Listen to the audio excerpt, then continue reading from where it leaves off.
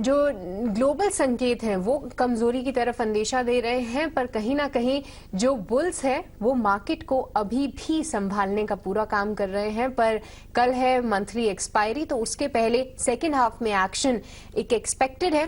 पर अगली एक्सपायरी भी चलने वाली है, पर उसके पहले हम आपको रख देते हैं कि कल हमारे पोल के मुताबिक कौन से स्तरों पे एक्सपायरी हम देख सकते हैं। आपके सामने रखेंगे निफ्टी और बैंक निफ्टी दोनों के ही लेवल्स। अगर हम अभी निफ्टी को देखें तो हम 17,550 के नीचे हैं।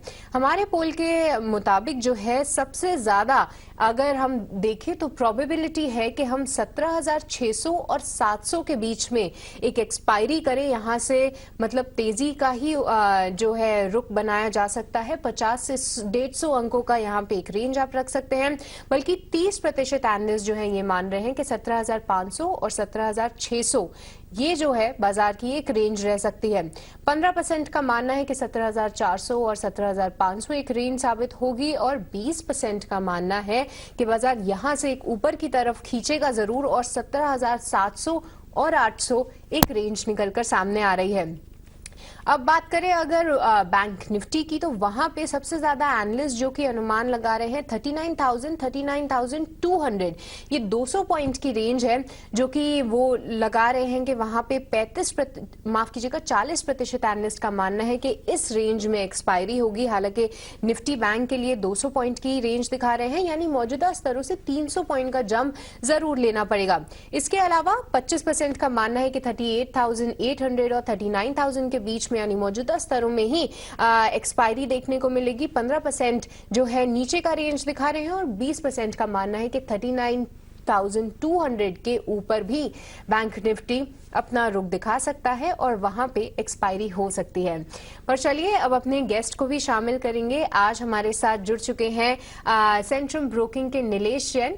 सबसे पहले नीलेश से ही जानते हैं कि नीलेश कहां देख रहे हैं कि बैंक निफ्टी और निफ्टी की एक्सपायरी किन स्तरों पे देखने को मिल सकती है, और साथ ही नीलेश आने वाले 2 घंटे के लिए आप कैसे देख रहे हैं मार्केट्स की चाल।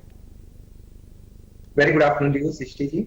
देखिए, बाजार एक सीधी दायरे में ट्रेड करता हुआ नजर आ रहा है। हालांकि पिछले 2 से 3 ट्रेडिंग सेशन में एक हल्की फुल्की गिरावट हमें ऊपरी स्तरों से जरूर देखने को मिली है। उसकी वजह से अब इन लेवलों पर कोई बड़ी गिरावट की आशंका हमें नजर नहीं आती है। जिस हिसाब से मंथली एफएनओ की एक्सपायरी के डेटा अब निकल के आ रहे हैं 17,500 पे आज के सेशन में भी ओपन इंटरेस्ट एडिशन हुआ है, तो वो एक सपोर्ट के तौर पर निकल के आ रहा है। 17,500 के नीचे की क्लोजिंग जब तक नहीं मिलती है तब तक ये पुट राइटर्स अपनी पोजीशन अनवाइंड नहीं करते हुए नजर आएंगे, और एक सपोर्ट के तौर पर 17,500 का लेवल काफी क्रूशियल होगा। ऊपरी स्तरों पर मेरा ये मानना है कि 17,600 17,650 तक की एक्सपायरी हमें देखने को मिल सकती है, और हो सकता है उसके ऊपर के भी लेवल देखने को मिले।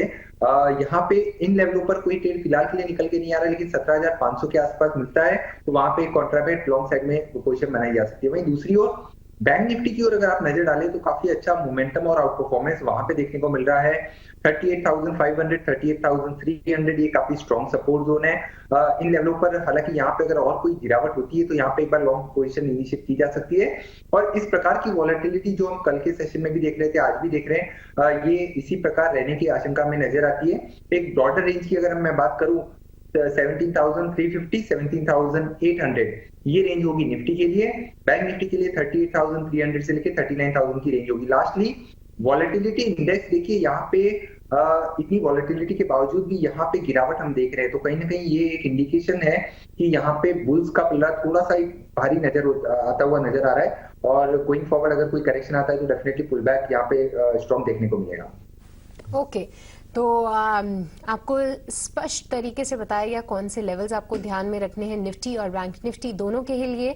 पर नीलेश, अब कुछ स्टॉक्स पे अब से बात करना चाहेंगे, क्योंकि देखिए मार्केट तो एक दायरे में कारोबार कर रहा है, पर स्टॉक स्पेसिफिक एक्शन भी हम देख रहे हैं, और ब्रोकरेज रिपोर्ट्स के दम पे कई सारे स्टॉक्स बजिंग दिख रहे हैं। आपके सामने 3 स्टॉक्स रखूंगी और फिर हम जानने की आपसे कोशिश करेंगे कि इन तीनों में से आपको कौन सा ज्यादा पसंद है, और आप किस पे एक दाव खेलना चाहेंगे। सबसे पहले हम रिलायंस की बात करें तो आज सीएलएसए की पॉजिटिव रिपोर्ट आई है, जहां पे खरीदारी की राय के साथ लक्ष्य बढ़ाते हुए 3180 का उन्होंने टारगेट दिया है। एफएल इंडिया अभी सुबह में 4% ऊपर था, अभी करीब 1.5% की मजबूती है। गोल्डमैन सैक्स ने कवरेज इनिशिएट करते हुए 1495 के लक्ष्य दिए हैं और इंडसइंड बैंक पे जेफरीज ने अपना टारगेट बढ़ाकर 1330 कर दिया है और ये बैंकिंग काउंटर भी अभी हरे निशान में है। तो नीलेश, रिलायंस, एफएल और इंडसइंड बैंक तीनों ही तेजी की तरफ ब्रोकरेज रिपोर्ट्स फंडामेंटल राय से इन तीनों काउंटर्स पे बुलिश है, बट आपको चार्ट्स पे कौन सा पसंद आ रहा है? तीनों ही काउंटर काफी पॉजिटिव है चार्ट पे। सबसे पहले शुरुआत करेंगे रिलायंस इंडस्ट्रीज पे। यहाँ पे थोड़ा सा बाकी कंपनीज के मुकाबले यहाँ पे थोड़ा सा कन्विक्शन ज्यादा बढ़ता हुआ नजर आ रहा है। हम जो टारगेट को ध्यान में रख के चल रहे हैं वो लगभग 2800 से लेकर 2850 तक के टारगेट हमें यहाँ पे नेक्स्ट 1 से 2 महीने में देखने को मिल सकते हैं। तो करंट लेवल पे और गिरावट पे इसे एक्यूमुलेट करना चाहिए। और इमीडिएट टारगेट की अगर हम बात करें तो 2750, थोड़ा सा अगर लंबा नजर रखे तो ये फिर से नई लाइफ टाइम हाई की टेरिटरी में बढ़ता हुआ नजर आ सकता है। और यहाँ पे जो सपोर्ट है वो लगभग 2550 के आसपास का है। तो अगर कोई फ्रेश खरीदारी कर रहा है तो उसी के आसपास का स्टॉप लॉस मेंटेन करके चल सकता है। उसके अलावा देखिए, बैंक निफ्टी पे हमारा व्यू थोड़ा सा ज्यादा पॉजिटिव है compare to the Nifty index. Comfort वहां पे ज्यादा आ रहा है और जिस हिसाब से इंडसइंड बैंक ओवरऑल एक लीड करता हुआ नजर आ रहा है, पिछले कुछ एक सेशन में एक अच्छा खासा परफॉर्मेंस इंडसइंड बैंक में देखने को मिला है। तो इन लेवलों पर कोई फ्रेश खरीदारी ना करते हुए थोड़ी सी गिरावट का वेट कीजिए। गिरावट पे इसे ऐड किया जा सकता है। ऊपरी स्तरों पर 1130 से 1150 तक के पोजिशनल टारगेट यहाँ पे बनते हुए नजर आ सकते हैं। और वहीं तीसरा जो स्टॉक था एफएल इंडिया, देखिए यहाँ पे भी एक ग्रेजुअल अपमूव हमें देखने को मिली थी। 900 के आसपास एक अच्छा खासा बेस फॉर्मेशन हुआ था और एक बड़ा राउंडिंग बॉटम जिसे हम कहते हैं वो यहाँ पे देखने को मिल रहा है। अगर आप पिछले 6 महीने का चार्ट पुल अप करें तो एक ब्यूटीफुल राउंडिंग बॉटम यहाँ पे बना है और जो मेजर ब्रेकआउट है वो 1350 के आसपास है। तो 1350 के लेवल अगर ब्रेक होते हैं तो यहाँ पे फिर से knew all time high levels FL India में भी देखने को मिल सकते हैं। चार्ट यहाँ पे भी पॉजिटिव है। फ्रेश खरीदारी गिरावट पे करें। सपोर्ट जो है वो 1200 के आसपास का है। ठीक है, तो कौन से लेवल्स आपको इन तीनों ही काउंटर्स में ध्यान में रखने हैं, सपोर्ट और साथ ही ब्रेकआउट लेवल्स कौन से हैं वो आपको नीलेश ने बताया, बट तीनों ही काउंटर्स जो हैं चार्ट के दम पे पॉजिटिव दिख रहे हैं। तो ये थी रिलायंस, एफएल इंडिया और साथ ही आपके लिए राय इंडसइंड बैंक पे। पर चलिए अब पाम तेल की बात अगर करें तो पाम तेल में आगे और गिरावट की संभावना बढ़ गई है। इंडोनेशिया से एक्सपोर्ट टैक्स छूट की समय सीमा को बढ़ाकर अब 31 अक्टूबर तक कर दिया है और इस खबर की और डिटेल्स के साथ जुड़ रहे हैं मेरे सहयोगी विश्व मोहन, जो कि हमें और जानकारी देंगे इस पे। विश्व मोहन, बताइए क्या कुछ खबरें सामने निकल कर आ रही हैं? देखिए, इंडोनेशिया ने जो फैसला किया है कि उन्होंने एक्सपोर्ट टैक्स पर जो है एक्सपोर्ट लेवी को 31 अक्टूबर तक पूरी तरह से खत्म करने का फैसला किया है। पहले 31 अगस्त तक ही वो छूट देने की तैयारी थी, लेकिन अब देख रहे हैं कि उनके पास सप्लाई इतनी ज़्यादा है और नए फ्रूट्स अगर फार्मर्स उन्हें खरीदने हैं तो पुराने रिजर्व को इंडोनेशिया को खत्म करना होगा। और यही वजह है कि इंडोनेशिया ने इस तरह के फैसले लिए और वो टैक्स छूट को जो राहत दिया है वो 31 अक्टूबर तक बढ़ा दिया गया है। दूसरी तरफ मलेशिया को देखें तो यहाँ भी इन्वेंट्री बढ़ रही है, करीब 8 महीने की ऊंचाई पर वहां भी इन्वेंट्री है, वहां से भी एक्सपोर्ट बढ़ रहा है। तो ओवर एक सप्लाई तेजी से ग्लोबल मार्केट में पाम तेल की आ रही। तो ऐसे समय में भारत जैसे कंज्यूमर्स के लिए जो सबसे ज्यादा यहां पर पाम तेल की खपत होती है और इंपोर्ट सबसे ज्यादा होता है, तो भारत जैसे देशों के लिए यह फायदेमंद है। इसके अलावा एफएमसीजी कंपनियां जिनके लिए रॉ मटेरियल में पाम तेल काफी ज्यादा इस्तेमाल होता है, चाहे वो पैकेज फूड्स हो, किसी भी स्नैक्स हो, चॉकलेट हो, आइसक्रीम हो या कॉस्मेटिक्स हो, बहुत सारे होम केयर चीजें हैं जहां पर पाम तेल का इस्तेमाल होता है। तो एफएमसीजी कंपनियां खास करके एचयूएल, आईटीसी, ब्रिटानिया और नेस्ले जैसी कंपनियों को डेफिनेटली इसका फायदा होगा। उनके अगर पाम तेल के दाम नीचे आते हैं तो उनको अपनी लागत कम करने में यहां मदद मिलेगी। ये एक अच्छी खबर है एफएमसीजी कंपनियों के लिहाज से। ओके, धन्यवाद विश्व मोहन, ये पूरी जानकारी और लेटेस्ट अपडेट पाम ऑयल को लेकर क्या आ रहा है ये हमारे दर्शकों को बताने के लिए। बट जैसा कि विश्व मोहन जिक्र कर रहे थे नीलेश कि एफएमसीजी कंपनीज जो हैं ऐसी खबरों के बाद बस करती हुई नजर आती हैं पॉजिटिव साइड पे। आज अगर आईटीसी की बात करें तो नया 52 वीक हाई इसने टच किया है। कोई एफएमसीजी काउंटर या फिर आईटीसी जो कि आपको इंटरेस्टिंग लग रहा है इस टाइम?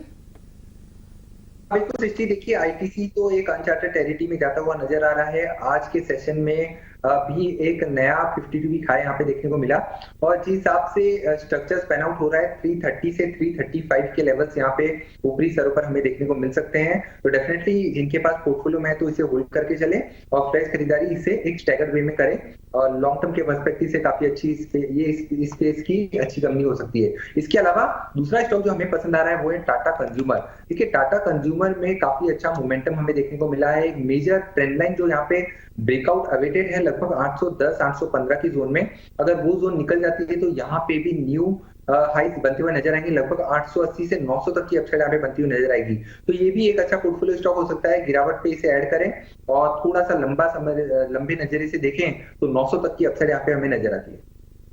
ठीक है, तो आईटीसी तो फंडामेंटली पॉजिटिव है ही, पर नीलेश को टाटा कंज्यूमर्स भी पसंद आ रहा है और पूरे सेक्टर से जुड़ी हुई पॉजिटिव खबर भी सामने आ रही है। पर चलिए अब वक्त है 2 घंटे के दमदार ट्रेड्स का।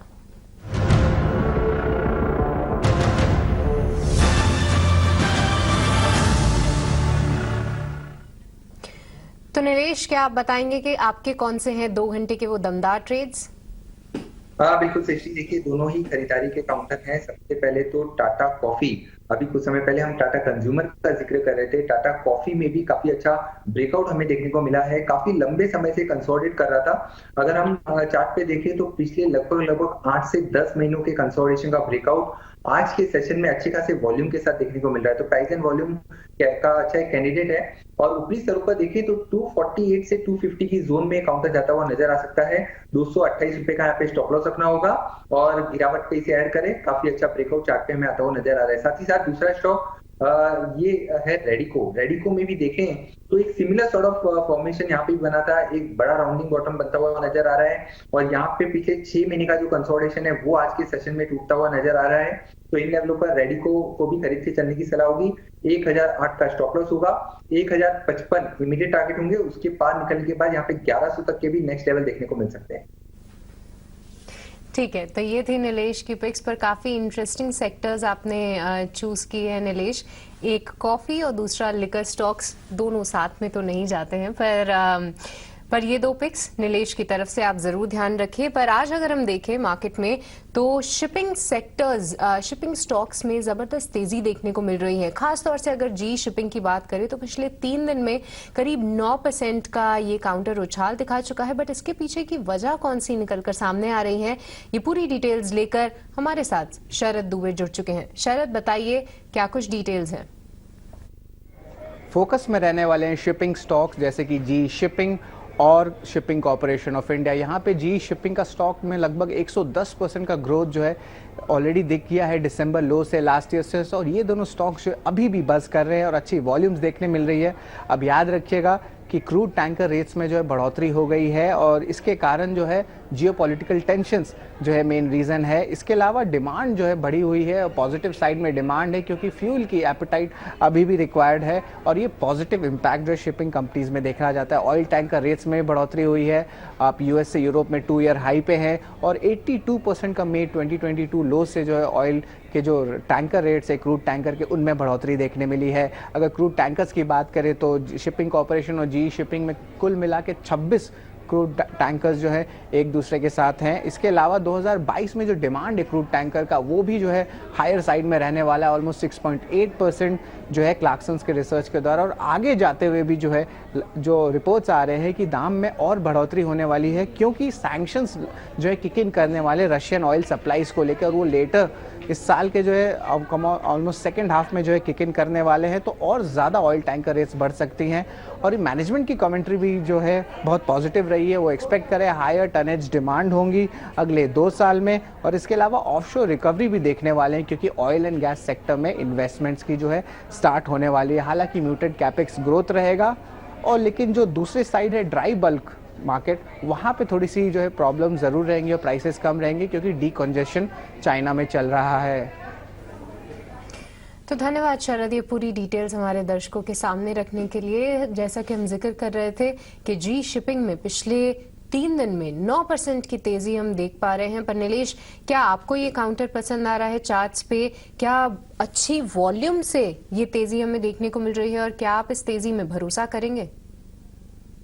सृष्टि देखिए, इस पर्टिकुलर मंथ में अगस्त सीरीज में देखें तो लगभग 20% का उछाल हम ऑलरेडी विटनेस कर चुके हैं और काफी लंबे समय बाद एक बहुत ही मेजर ट्रेंड लाइन और मेजर ब्रेकआउट यहाँ पे देखने को मिल रहा है। मैं कहूँ अगर आप मंथली चार्ट पे देखें तो लगभग पिछले 12 साल से जो काउंटर कंसोलिडेट कर रहा था उस कंसोलिडेशन का ब्रेकआउट हमें आता हुआ नजर आ रहा है। तो इन लेवलों पर डेफिनेटली गिरावट पे इसे ऐड करने की सलाह होगी और ऑलमोस्ट अपने प्रीवियस जो इसका ऑल टाइम हाई लेवल से 620 के आसपास है वहां तक की जाने की तैयारी हो रही है और थोड़े से पोजिशनल पर्सपेक्टिव से देखें तो 700 तक के भी लेवल यहाँ पे देखने को मिल सकते हैं। तो डेफिनेटली बहुत ही बेहतरीन चार्ट पैटर्न है। ओनली कंसर्न यही है कि इन लेवलों पर अगर कोई खरीदारी कर रहा है तो जो रिस्क एंड रिवॉर्ड है वो फेवरेबल नहीं है। अगर कोई फ्रेश खरीदारी करना चाहता है तो थोड़ी सी गिरावट का वेट करें, उसके बाद इसे ऐड किया जा सकता है। ठीक है, तो जी शिपिंग के लिए कौन से स्तर जो हैं आपको ध्यान में रखने हैं वो आपको नीलेश ने बताए। बट आगे बढ़ेंगे, एक ओएमसी स्टॉक बीपीसीएल पे बात करेंगे। इसको लेकर हमारे पास एक एक्सक्लूसिव खबर है जहां पे इस साल बीपीसीएल की विनिवेश प्रक्रिया शुरू होने की संभावना कम दिख रही है। सूत्रों के मुताबिक नई शर्तें अब तक उन नई शर्तों पर चर्चा शुरू नहीं हुई है और इस खबर पर और डिटेल्स के साथ जुड़ रहे हैं मेरे सहयोगी प्रकाश प्रियदर्शी। प्रकाश, बताइए क्या कुछ एक्सक्लूसिव जानकारी है आपके पास? देखिए, सूत्रों के हवाले से जो हमें जानकारी मिल रही है उसके हिसाब से इस साल बीपीसीएल की विनिवेश प्रक्रिया की शुरुआत एक बार फिर से होने की संभावना बेहद कम नजर आ रही है, क्योंकि इसके नए टर्म्स एंड कंडीशंस के ऊपर जिस फ्रेश डिस्कशन की जरूरत है, फ्रेश कंसल्टेशन की जरूरत है, उसकी शुरुआत अभी तक नहीं हुई है। पेट्रोलियम मंत्रालय से जो हमारे सोर्स हैं वो बता रहे हैं कि जो मौजूदा हालात बने हैं, जो मौजूदा जियोपॉलिटिकल सिचुएशन है, उसकी वजह से वैसे में इस बात पर संदेह है कि बीपीसीएल के लिए बेहतर रिस्पांस जल्दी मिले। साथ ही साथ जो आर्थिक अनिश्चितता की स्थिति बनी है कोविड-19 की वजह से, वो दौर भी अभी पूरी तरीके से खत्म नहीं हुआ है। साथ ही साथ पेट्रोलियम मंत्रालय से जुड़े जो सोर्स हैं उनका ये भी मानना है कि रिटेल प्राइसेस के ऊपर जो अनसीन कंट्रोल है उसकी वजह से भी बीपीसीएल का जो डाइवेस्टमेंट प्रोस्पेक्ट है वो प्रभावित हो सकता है। साथ ही साथ पिछले प्रयास में इन्वेस्टर्स ने कई तरह के सवाल उठाए थे, कुछ मुद्दे उठाए थे, उसको अभी तक एड्रेस नहीं किया गया है। इसके अलावा बीपीसीएल के जो असेट्स हैं उसमें क्रॉस होल्डिंग का जो इशू है, अनबंडलिंग का इशू है, उसको भी पहले दूर करने की जरूरत है। पेट्रोलियम मंत्रालय से जुड़े सोर्स हमें ये भी बता रहे हैं कि बीपीसीएल की जो मार्केटिंग असेट है और जो रिफाइनिंग असेट्स है उसके लिए नए अप्रोच की जरूरत है अगर बेटर वैल्यूएशन हासिल करना है इसके विनिवेश के जरिए। जैसा कि आपको पता है कि बेहतर रिस्पांस नहीं मिलने की वजह से मई महीने में सरकार ने यूआई वापस ले लिया था और इसको फिर से शुरू करने की संभावना जो है वो जताई है। ओके, धन्यवाद प्रकाश, पूरी एक्सक्लूसिव डिटेल्स हमारे दर्शकों के लिए लाने के लिए। और काफी सुर्खियों में रहता है बीपीसीएल का स्टॉक विनिवेश को लेकर, और आज हम देखें तो ना ही सिर्फ बीपीसीएल, पूरा ओएमसी पैक, हालांकि कच्चे तेल की कीमतें विदेशी बाजार में जरूर ऊपर गई हैं, बट सभी स्टॉक्स पे प्रेशर है और बीपीसीएल खबर के दम पे आप देखिए करीब 1 से 1.5% की यहाँ पे गिरावट देखने को मिल रही है। पर नीलेश, आप कैसे देख रहे हैं बीपीसीएल का चार्ट? हमेशा ये ऊपर जाने में एक रेजिस्टेंस जो है वो टेस्ट कर रहा है बार बार। क्या इस गिरावट को आप शॉर्टिंग की अपॉर्चुनिटीज के लिए ढूंढना चाहेंगे या फिर कुछ सपोर्ट लेवल्स हैं जो कि ध्यान में रखने चाहिए?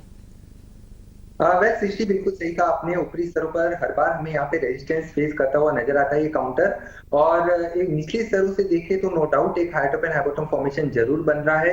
एक बेस फॉर्मेशन हुआ है 290 से 300 के जोन में, और जो पुलबैक है वो यहाँ से हो सकता है थोड़ा सा कंसोलिडेशन के बाद एक्सटेंड करें, बट जो मेजर अंडरटोन है अभी भी नेगेटिव साइड में है। चाहे वो एचपी, बीपी, आईसी आप तीनों ही काउंटर में देख लें, मेजर स्ट्रक्चर अभी भी नेगेटिव साइड में बना हुआ है।